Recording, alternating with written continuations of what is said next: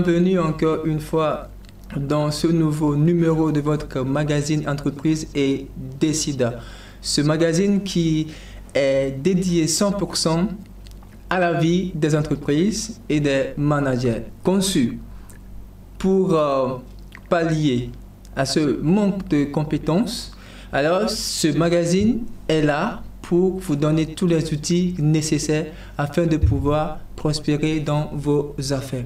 Alors, comme vous le savez, tout le temps, chaque semaine, on est sur le plateau avec un invité, un expert qui va nous aider à aborder une thématique beaucoup plus précise. Et aujourd'hui, on a la chance d'avoir à notre côté un expert, un jeune, très talentueux qui va nous aider à mieux comprendre l'essentiel pour construire la négociation commerciale de façon efficace. Monsieur Hospice, soyez le bienvenu. Merci beaucoup. Bonsoir. Bonsoir. Alors, on peut se présenter pour nos téléspectateurs. Alors, merci beaucoup pour l'invitation et l'honneur vraiment de nous inviter à ce magazine. Je suis Hospicecom. Je suis entrepreneur togolais et je suis consultant international en développement commercial. Alors, dit comme ça, c'est de gros mots, mais en français facile, c'est qu'au quotidien, j'apporte vraiment de la valeur ajoutée aux entrepreneurs africains, aux entreprises. Et notre objectif, c'est de construire partout en Afrique des entreprises disposant d'une branche commerciale qui soit viable, solide et puis rentable d'un point de vue commercial par la formation des ressources opérationnelles donc de primes. Et donc, nous intervenons sur le développement commercial, le développement entrepreneurial et puis nous avons une école de formation pour vraiment circonscrire toute la problématique commerciale à travers des solutions assez efficaces. Waouh, super. Alors, comme je vous le disais, on a vraiment à se dire sur ce plateau et mesdames et messieurs, soyez vraiment prêts à nous accompagner. Je le disais tantôt qu'on va aborder l'essentiel pour construire une négociation commerciale gagnante. Alors, si la négociation fait partie intégrante du quotidien, elle peut se transformer en véritable art lorsqu'on parle de vie professionnelle. Et comme tout art, la négociation commerciale repose sur des techniques et demande une certaine préparation en amont. Quelles sont les étapes de la négociation? Comment faire une bonne négociation? Comment préparer une négociation? Comment faire un plan de négociation? Comment qualifier une négociation? C'est justement l'objectif qu'on s'est assigné dans ce magazine afin de vous aider à préparer vos négociations de façon sereine. Alors, sans plus tarder, Monsieur Hospice, négociation commerciale, de quoi parle-t-on exactement? Alors, la négociation commerciale, il faut dire que ce n'est pas un mot qui est propre, au domaine commercial. La négociation se trouve dans tous les secteurs de la vie humaine. Vous savez, autant il y a de la communication, autant il y a de la négociation, parce qu'au quotidien, vous avez besoin de quelque chose auprès de quelqu'un et des personnes ont besoin des choses auprès de vous. Oui. Et donc, le canal de la communication va permettre justement aux gens de pouvoir interagir. Oui. Et tout ça va créer des interactions qui sont classées au rang de négociation. Maintenant, tout naturellement, vous avez de la négociation politique, vous avez aussi de la négociation commerciale, oui. Vous avez de la négociation aussi dans plusieurs autres domaines. Alors, pour revenir au contexte commercial, la négociation va permettre justement à un offreur de service sur un marché de pouvoir justement entrer en discussion avec un demandeur de service, oui. Justement dans le but de pouvoir le servir. Et entre les deux va s'engager des échanges. L'un qui va vouloir positionner son offre, comprendre les besoins du demandeur, de son client, et le client qui voudra s'assurer aussi d'un certain nombre de valeurs, de qualité, de garantie, qui va aussi poser des conditions aussi sur la satisfaction que ce produit-là engage chez lui. Et donc, toutes ces discussions-là est classée au rang d'une négociation. Et la négociation, pour revenir maintenant à un terme technique, va rentrer dans ce que nous appelons entretien de vente. Entretien de vente. Alors, quelles sont les étapes de la négociation, vu que c'est des entretiens de vente? Alors, très bien. Donc, si on reste dans le cadre de l'entretien de vente pour servir à vos auditeurs quelque chose de très pragmatique qu'ils pourront utiliser dès le lendemain, il faut comprendre que la vente, c'est la porte d'entrée des ressources dans une entreprise. Et comme tout à l'heure on disait, sur le marché, il y a deux acteurs qui se font face. Il y a le demandeur du produit qui est le client, il y a l'offreur du produit. Et donc, quelle démarche il faut donc pour une bonne négociation? Alors, nous allons beaucoup plus parler de l'offreur donc du produit qui se retrouve donc face à un client. Il faut comprendre que toute entreprise qui veut se lancer vers la quête des clients doit d'abord elle-même comprendre très bien sa mission commerciale. Comprendre sa démarche commerciale, arriver à l'issue d'un travail marketing bien fait, cartographier les différents segments de ses clients ou bien de sa cible. Et donc, c'est ces segments-là qui sont donc les maillons vers lesquels l'offreur du service donc, va devoir aller.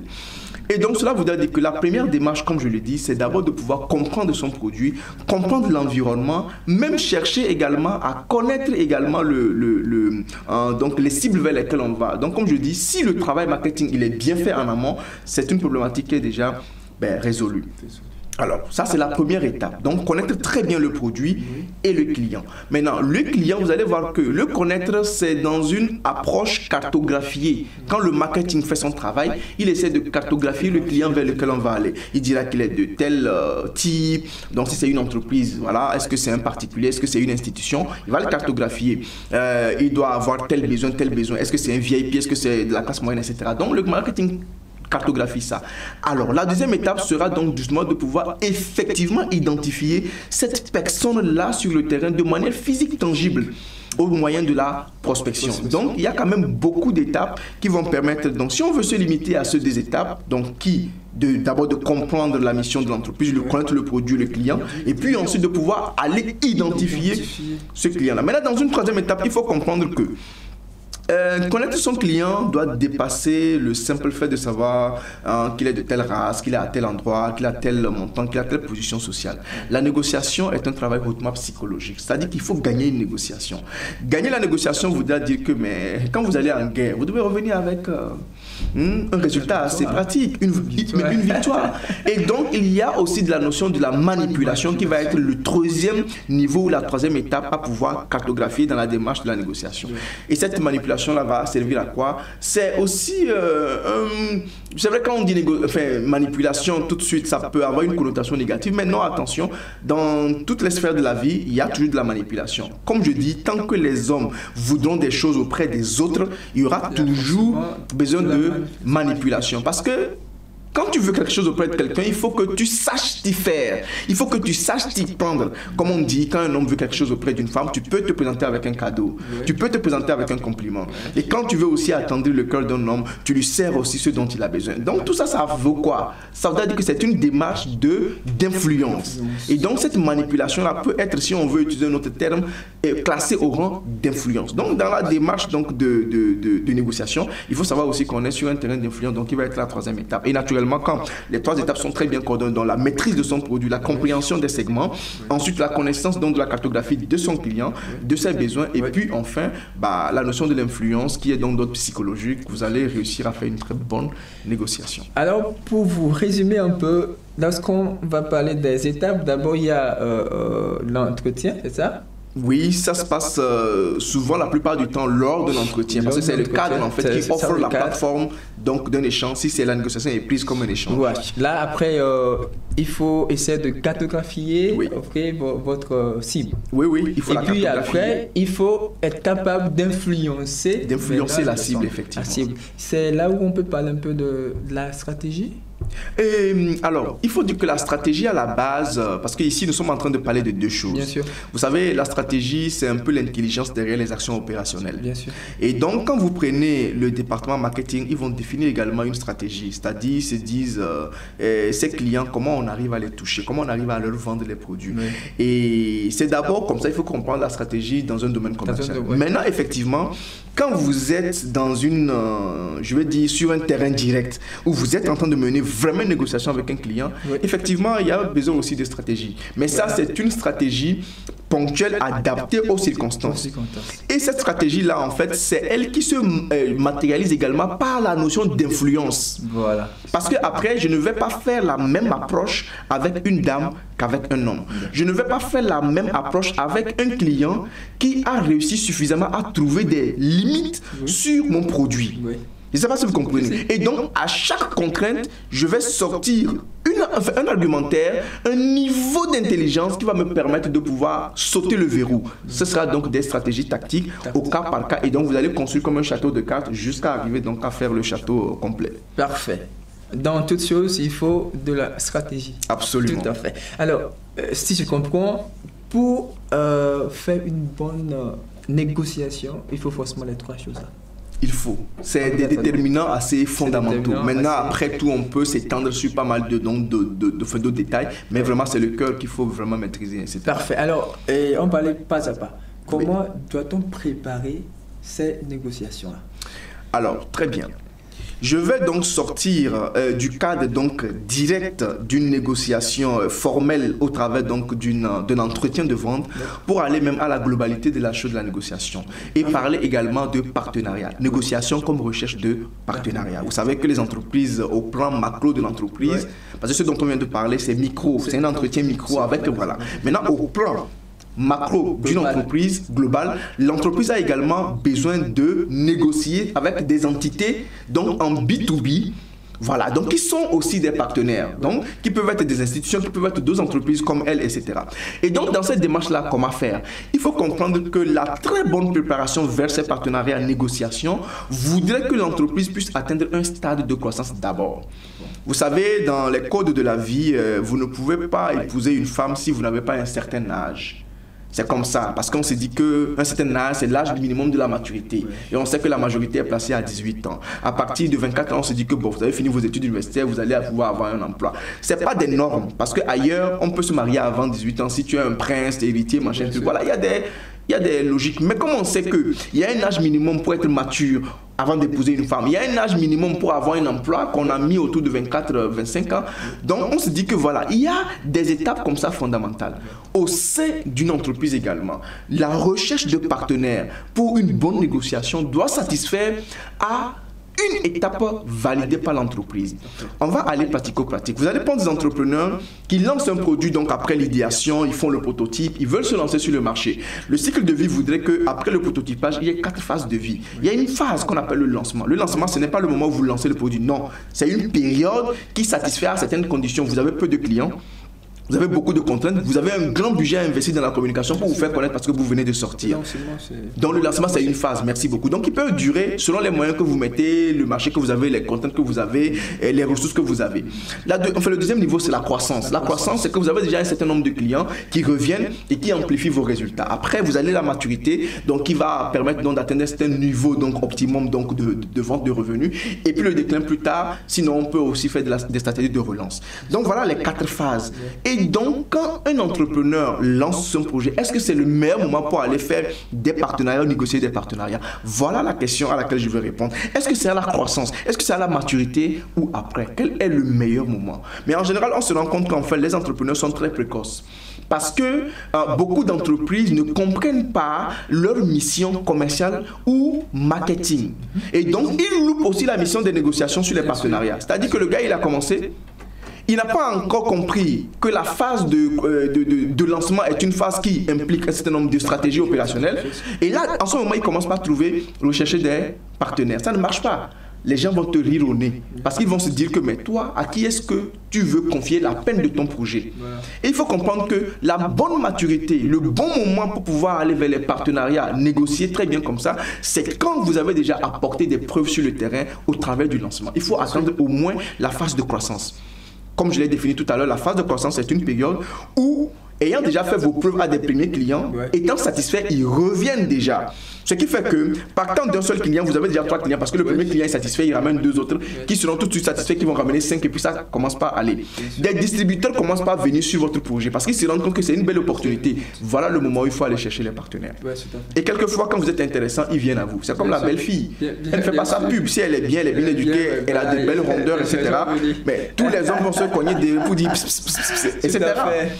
Et donc voilà la première condition qu'il faut satisfaire pour faire donc les négociations. Donc pour moi, il était important qu'après la cartographie de la négociation au niveau micro ou interne de l'entreprise, il fallait aussi le faire au niveau macro, vraiment global de l'entreprise pour aussi apporter cette valeur-là aux entrepreneurs. Donc, il faut savoir que la négociation, c'est une très bonne chose d'ailleurs. Elle ouvre l'entreprise vers d'autres opportunités. Mais si vous n'attendez pas le bon niveau, vous allez louper parce que tout le monde va vous rire au nez et vous allez louper tous vos partenariats. Parce que n'oublions pas que le partenariat, c'est un jeu d'intérêt. Bien sûr. Tu me donnes quoi, je t'apporte quoi. Gagnant-gagnant. Ouais. Donc, quand tu n'es pas encore prêt de donner quelque chose réellement aux gens pour les séduire, les charmer, puisqu'on dit c'est un jeu d'influence, C'est un jeu d'influence, tout attends à un fait. peu. D'accord. Merci beaucoup à notre cher expert qui prend la peine en fait de nous expliquer. Merci beaucoup. Nous allons marquer une petite pause et nous revenons. Merci.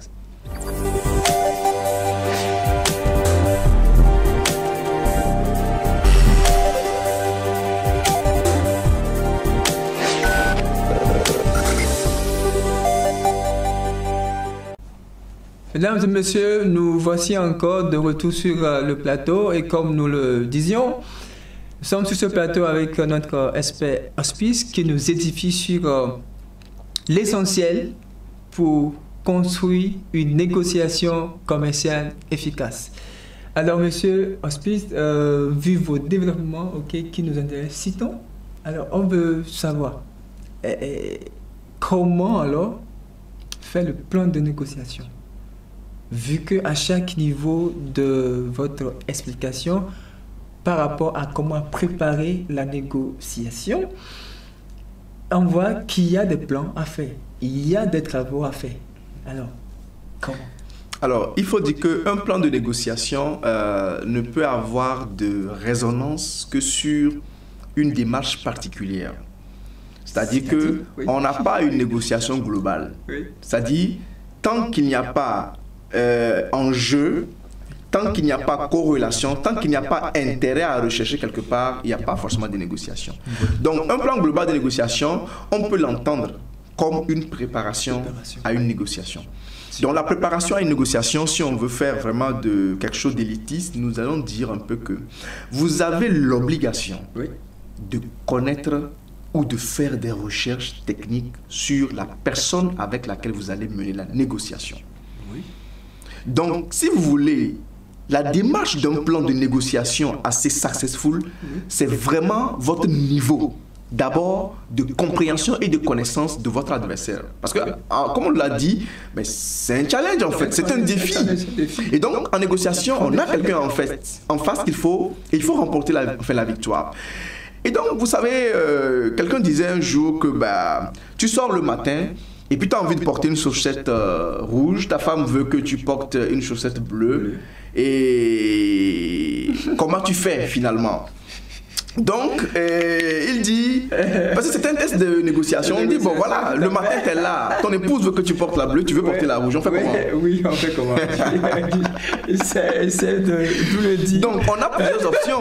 Ça veut dire qu'on peut... La première? D'accord, la première c'est que vous allez finir par porter une chaussette rouge, une chaussette bleue, pour que tout le monde ait son compte. Mais sachez que la bonne négociation, c'est que vous finissez par porter une seule couleur. Soit celle qui gagne, vous portez du bleu, soit c'est vous qui gagnez, vous portez du rouge. Voilà, tout à fait. C'est ça la négociation. Donc il faut comprendre que quand on calibre un plan de négociation, c'est là-bas. Maintenant, comment est-ce que dans ce cas, parce que ce cas va nous permettre de très bien conceptualiser la question du plan de négociation. Donc madame, il faut arriver à lui expliquer que, écoutez madame, et soit aujourd'hui, je suis gagnant, je porte la chaussette rouge, demain, vous allez porter la chaussette, je vais porter la chaussette bleue pour vous faire plaisir. Ou bien madame, écoutez, aujourd'hui, il y a une situation qui se prête bien avec ma veste, et donc permettez-moi donc de porter la bleue. Ou soit, bon madame, écoutez, je prends ma chaussette contre votre volonté et je vous fais un petit cadeau pour aujourd'hui. Voilà. Est-ce qu'elle refusera?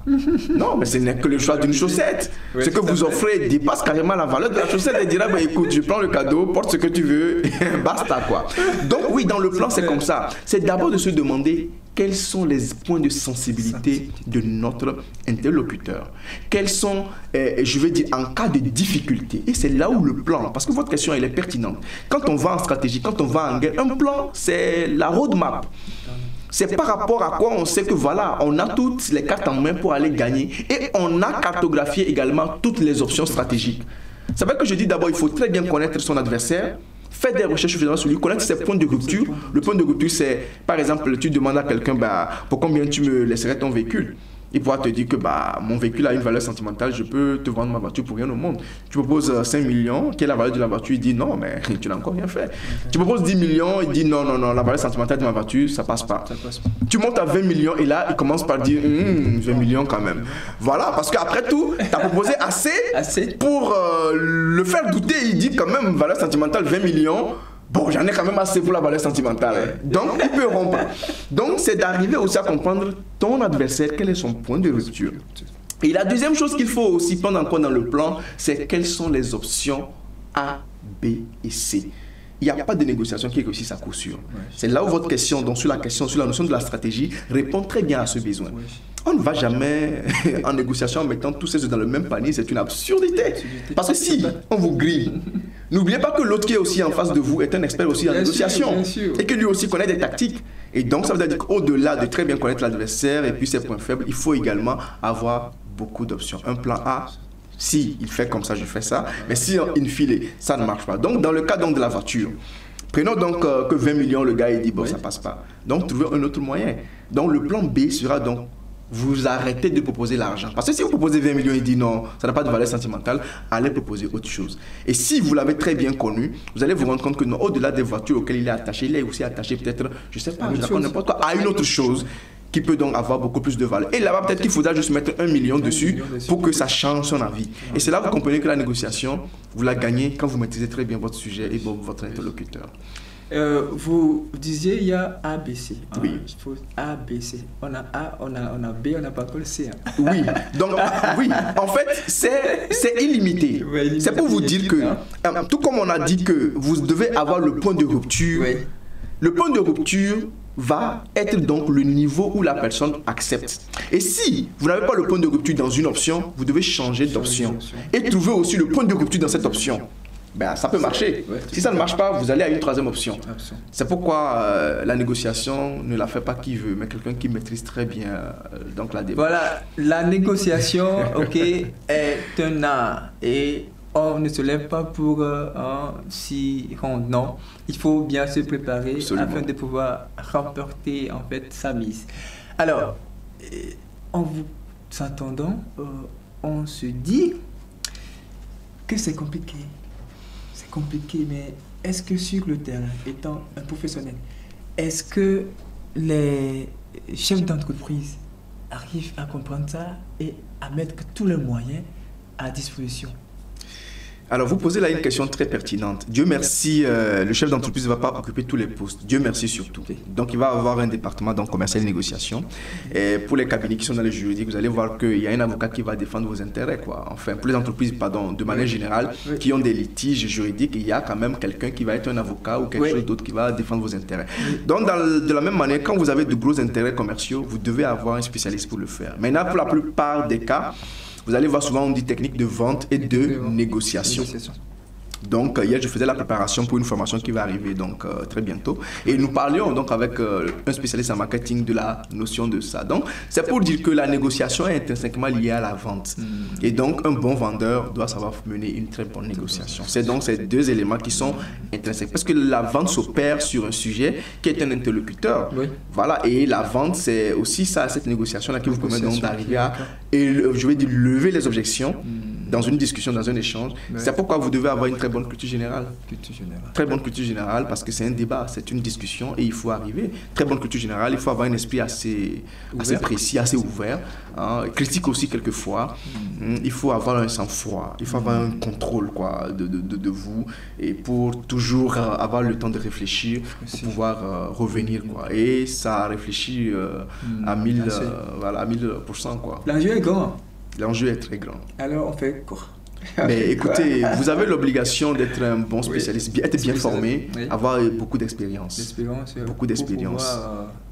Il faut connaître l'homme. C'est de la psychologie humaine. Vous savez, des sciences comme ça sont au cœur donc, de l'homme en fait. C'est-à-dire ça contrôle l'homme. Quand vous êtes un bon négociateur, vous allez obtenir tout ce que vous voulez. Tout ce que vous voulez. Tout ce que vous voulez. Si vous êtes un bon négociateur, vous allez obtenir tout ce que vous voulez. Alors, qui que ce soit de cette personne-là. Alors, c'est quoi les perspectives en fait dans la négociation? commerciale? Oui, donc il faut dire que la négociation commerciale, comme je l'ai dit, elle est très arrimée à la profession commerciale, au marketing si on veut, mais beaucoup plus commerciale, puisque c'est les commerciaux qui sont en négociation avec donc, des tiers, soit des partenaires, soit des clients, etc.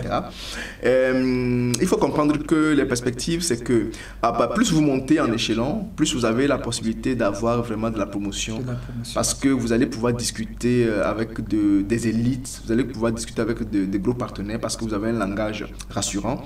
Vous avez voilà, de la manière de faire. Et vous savez, il y a des clients qui toujours demandent une personne pour échanger avec elle. Ils disent non, dans votre entreprise, ne m'envoyez pas n'importe qui, envoyez-moi tel monsieur parce que j'ai du plaisir à échanger avec lui, parce qu'on se comprend vite.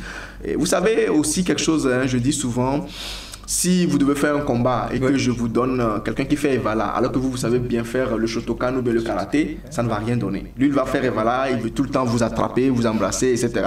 Alors que vous voulez donc faire des prises et puis taper à distance. Vous voyez un peu? Mais imaginons que j'ai deux Evalos ou deux personnes qui sont bien, enfin je vais dire rodées en Evala. Mais les deux vont lancer très bien le jeu. Deux personnes qui sont très bonnes dans les karatés, elles vont donner un spectacle extraordinaire. Donc un bon négociateur, vous allez voir qu'il ne va pas vouloir négocier avec des gens qui ne s'y connaissent pas. Sinon il va les casser quoi. Et tu veux gagner avec de l'honneur. C'est comme tu vas en guerre, quelqu'un il fait... Hein, tu fais le rôle d'homme, le gars il dit je n'ai pas d'arme, tu ne peux pas tirer sur cette personne-là. Et après, bon, la guerre, c'est comme si le gars il a fait forfait, tu étais allé pour combattre, finalement tu n'as pas combattu, le gars il a signé forfait, ça ne t'intéresse pas. Imaginez que votre meilleure équipe va pour jouer et puis l'équipe adverse fait forfait. Est-ce que c'est pour ça que vous avez allumé votre télé? Non. Non, votre télé c'était pour voir le match des actions. Le match des actions. Oui, c'est pas pour qu'on dise que votre équipe a gagné 3 points forfait et donc c'est fini. Non, vous voulez voir le jeu des 90 minutes d'émotion, de tactique, de stratégie, de changement, de rebondissement. Et donc, c'est aussi ça, quoi. Quand vous êtes bon en négociation, je pense que les perspectives elles sont très ouvertes. Et puis, la bonne nouvelle, c'est que la négociation s'adapte à tous les métiers. Bien sûr. Dans le droit, dans le commercial, dans, je veux dire, dans les associations, dans la diplomatie. Et voilà, donc c'est ça. Et nous avons créé même un terme qui s'appelle la diplomatie commerciale. Diplomatie commerciale. Ça parle de quoi déjà? La diplomatie commerciale, c'est le haut niveau de négociation. Donc un diplomate commercial, c'est celui qui va aller voilà, quoi, négocier la vente des jets. Quoi. Ça coûte quand même quelques milliards. Qui va aller discuter avec des États. Donc c'est à la limite entre la négociation commerciale et puis la diplomatie elle-même. Voilà. Diplomatie commerciale, waouh. On ne finit jamais d'apprendre. Merci beaucoup à notre expert qui nous édifie de façon professionnelle. Alors, étant un professionnel sur le terrain, est-ce que c'est si facile pour les entreprises d'avoir vraiment des gens là qui sont compétents pour les faire gagner en fait en négociation? Il faudrait déjà que les entreprises soient conscientes d'abord des enjeux. C'est ça. Parce qu'après tout, un manager, sa responsabilité, c'est aussi ça, c'est de pouvoir être conscient des enjeux et de pouvoir faire les bons positionnements donc des profils dans son équipe. Vous allez voir que souvent, dans l'organigramme d'une entreprise, on peut faire des mutations. Un chef à un autre poste, vice-versa, un collaborateur en promotion ou en régression, parce qu'il est en train de sentir que voilà, le jeu n'est pas équilibré, tout le monde n'est pas... Voilà, il veut optimiser les ressources. Donc, de la même manière, quand un manager, je pense qu'il est conscient des enjeux de développement, il est conscient donc de l'intérêt qui se joue, il va savoir faire le très bon positionnement. Le pire qui puisse arriver, c'est qu'il ne soit pas conscient des enjeux. C'est pourquoi souvent les entrepreneurs, et nous décrions cela, recrutent par eux-mêmes des commerciaux qui doivent dealer, faire de gros deals. Hier, par exemple, j'étais à un afterwork, pour vous donner cet exemple assez précis. Je me suis présenté, commercial, etc., consultant de développement commercial, j'ai une école de vente, et puis un monsieur à la fin dit « Ah, monsieur Hospice, aujourd'hui même, nous avons lancé une offre d'emploi. Mon équipe a lancé. » Je dis « Mais, qui coordonne? Vous avez un responsable commercial ?» Il me dit « Non, que c'est l'équipe. » Bon, il n'a pas donné davantage d'informations sur l'équipe. Je sais que ce n'est pas des spécialistes. Il dit l'équipe. Il n'a pas de responsable commercial. Il veut le recruter. Ça ne marche pas comme ça. Comment? Donc, soit il confie à un cabinet qui va recruter, soit ils ont un responsable commercial qui a matière à recruter en prenant en compte les enjeux. Est-ce que vous pensez que son équipe va assez mesurer les enjeux? C'est ça. Donc c'est pourquoi je dis qu'il y a ce défi. Il y a ce défi. Donc finalement, je lui explique un peu notre démarche de travail. Tout de suite, il est séduit. Il dit consultation lundi matin. Je dis pas, on y va. Je dis mais vous avez commencé déjà un recrutement, vous en faites quoi? Il dit non, ne t'inquiète pas, ça compte pour du beurre. C'est pour toi qu'on va suivre maintenant. Super. quand on est professionnel, ok, ça se fait voir dans tout ce qu'on fait. Alors, merci beaucoup à notre expert qui est toujours là pour nous édifier, ok, dans ce studio. Pardon. Alors, conseil? Oui. Pour tout le monde. Alors, le conseil que je voudrais donner, c'est que quand tu es un humain, tu dois être un très bon négociateur. Et mon conseil va se faire comme ça. Vous savez, quand la Saint-Valentin arrive et les gens ils font la fête, c'est censé être la fête de l'amour, vous savez. Mais vous êtes aussi conscient que moi, merci beaucoup, que le même soir des couples rompent. Ah bien sûr. Le même soir les gens ils ont des crises. Bien sûr. Et donc pour nous, c'est là la vie, hein, de toute façon. Mais c'est la vie de toute façon. Mais en réalité, justement, c'est parce qu'il y a un défaut d'expertise, il y a un défaut de connaissance des techniques de négociation. Ah oui, parce que dans votre vie, vous avez chaque jour de la négociation. Et donc nous avions à l'époque créé une formation. On s'est dit que plutôt que les gens aillent danser, porter du rouge et du blanc, et qu'ils finissent par rompre, il est important d'aller à une session de formation pour comprendre comment manipuler son conjoint, comment amener l'autre à faire ce qu'on désire, comment aimer l'autre davantage, comment l'aider, comment comprendre cette personne. Vous allez voir que tout ce que nous disons là, c'est de la psychologie humaine qui permet de mieux comprendre et puis d'obtenir de l'autre ce qu'on veut et même de mieux satisfaire aussi l'autre. Tout ça, c'est des déterminants de négociation. Merci beaucoup, monsieur Aspice, pour tous ces détails-là. Alors, mesdames et messieurs, nous sommes arrivés à la fin de votre magazine Entreprise et Décideur, et comme je vous le disais, je suis sur ce plateau avec l'un des experts en fait qui maîtrise bien tout ce qui est lié aux commerciaux. Et là, on a eu la chance d'échanger. Alors, nous sommes arrivés à la fin de notre magazine Entreprise et Décideur. Je le disais tantôt, nous sommes sur ce plateau avec l'un des experts qui s'y connaît dans le domaine commercial ici au Togo, et ensemble on a débattu sur l'essentiel pour construire une négociation commerciale efficace. Alors mesdames et messieurs, nous vous donnons rendez-vous pour les prochaines fois.